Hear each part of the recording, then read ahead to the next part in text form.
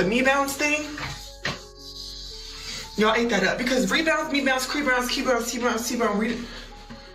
anything that comes off that board, it's mine. It is mine. Do you realize what occurs when you spend more energy bashing your team in public than actually playing basketball? Eventually, the organization looks around and decides you might not be as essential as you assume.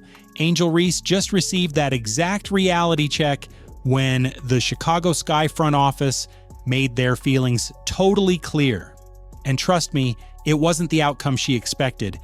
Plans on remaining with the Chicago Sky after Rocky in the 2025. You may be like, Rocky, question mark? Yeah, you don't remember? She threw all of her teammates under the bus and then ran the bus over them. In that interview that came out, I think it was the Chicago Sun-Times. And her teammates, nah, they wasn't happy. The franchise just dropped a massive shocker by naming Camila Cardoso as their player of the year. This wasn't merely an award notice. This was the board sending a signal that was impossible to miss. For someone who has been acting like the team orbits her personal brand, this had to cut deep. The choice proves exactly how the organization really feels about who matters most. Not want to come back, or maybe she's decided I want to come back, but do the Chicago Sky actually for their future? Reese assumed she had leverage and total safety, but the truth just arrived with a very different tale.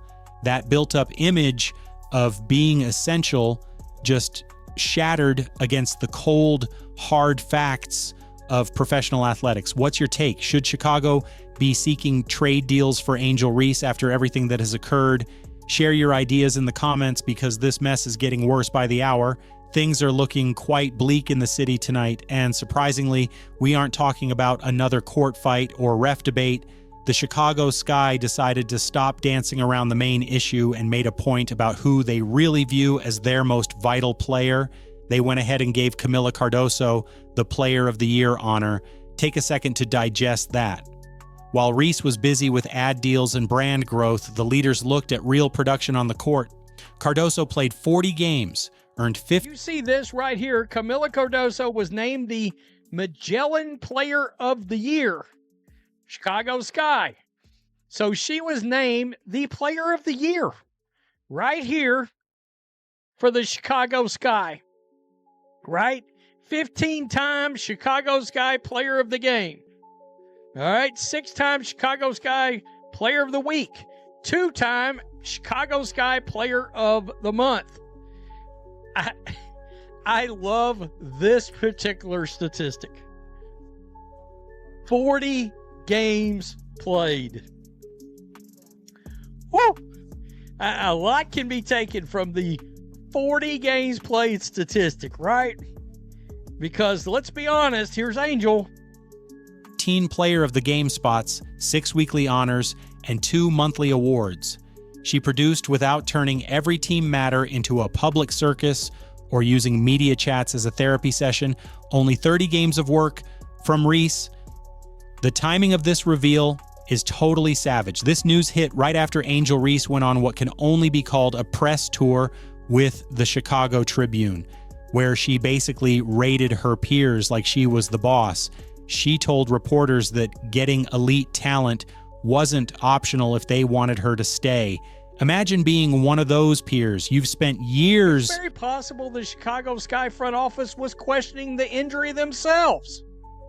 Would they admit that? Of course, never. Well, Rhodes, are you saying that Angel wasn't hurt? No. I'm just saying maybe they gave it the fuzzy eyeball just a little bit. In light of the fact that the team was bad, 2nd year in a row, precedent from the rookie year, and unrivaled of just stopping, not playing anymore. Honing your craft at the pro level, and suddenly a rookie who still struggles with scoring consistency is telling the whole world you aren't good enough and the whole squad needs a fix. Then she did it again. No subtlety was used. She made it very clear She wasn't happy with the season and basically named herself as a scout, suggesting she would be key in bringing stars to Chicago. The ego required to say that out loud is wild in its own way. Wanting your team to win is normal. Telling the world your peers are the reason for failure while you're the one losing the ball more than almost anyone else is something different.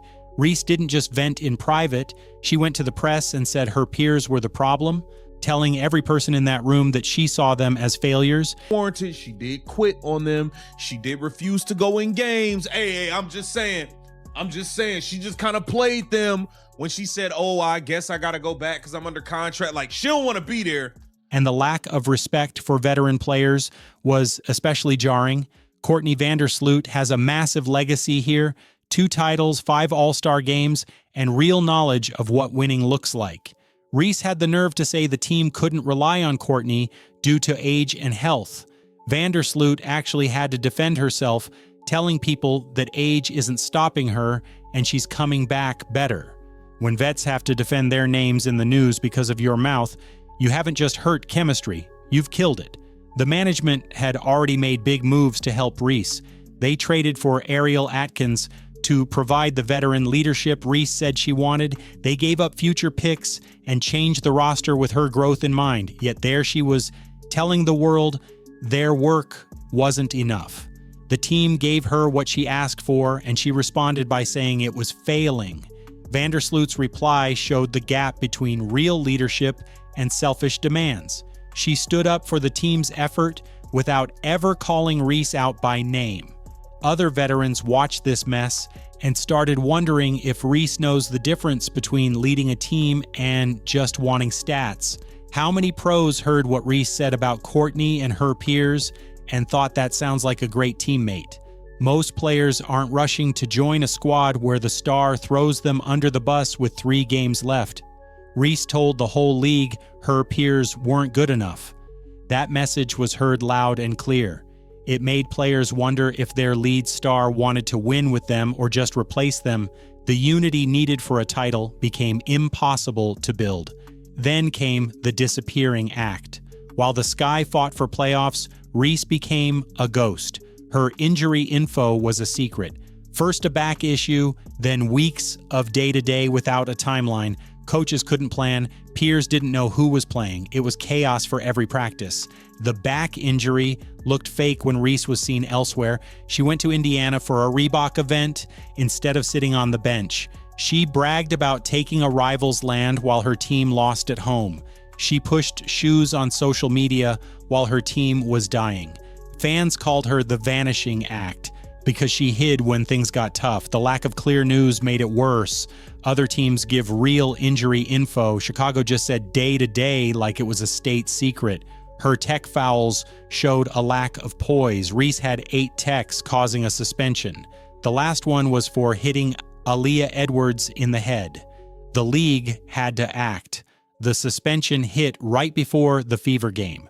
Reese's temper cost the team when it mattered. The Sky then added more discipline, suspending her for conduct detrimental to the team based on her media comments. They kept it quiet, but the label spoke volumes. Reese crossed lines teams can't ignore. A half-game benching felt weak, showing the Sky were stuck between discipline and selling tickets. Here is the part that exposed her impact. The Sky played better without her. The offense flowed. Things were organized. They didn't have a player holding the ball and losing it. Reese led the league in turnovers despite missing games. 101 turnovers in 26 games. That's a record, just a bad one. 1 in 5 of her shots gets blocked. Her efficiency is bottom tier. Peers wondered about her goals. She wanted stars while she was missing games. Vets who worked for a winning culture saw Reese pick shoes over wins. The gap was huge. She wanted better peers, but wouldn't play with the ones she had. A player-only meeting to talk about her quotes shouldn't happen. Pros shouldn't have to teach their leader about loyalty. Rachel Bannum said she was just over the drama. That's a vet admitting she's tired.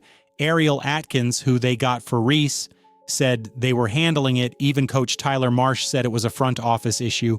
The room split. Chemistry died because sports need trust. Players need to know who is showing up. Coaches need a set plan. Fans need to know the star cares.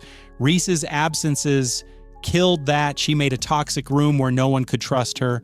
The Sky found that a player who demands much but gives little creates failure. While Chicago drowned, Indiana showed the way. Their star was honest about setbacks.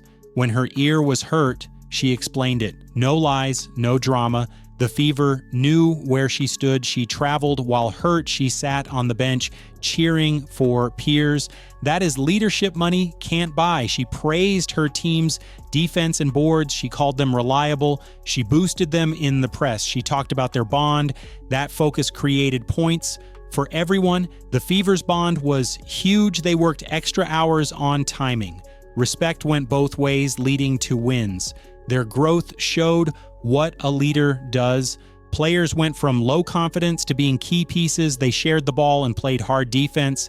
Fans came in droves to see real chemistry. Games were fun because the team played as one. The Fever sold out because people love a unified squad.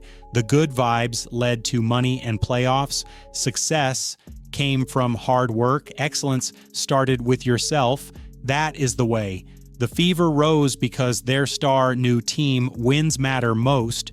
Compare that to Chicago, where the star quits during big moments to force a trade. Reese has wanted out for months, and her acts show it. But who wants that? Who wants a player who trashes peers, skips games for shoes, leads in turnovers, and demands stars?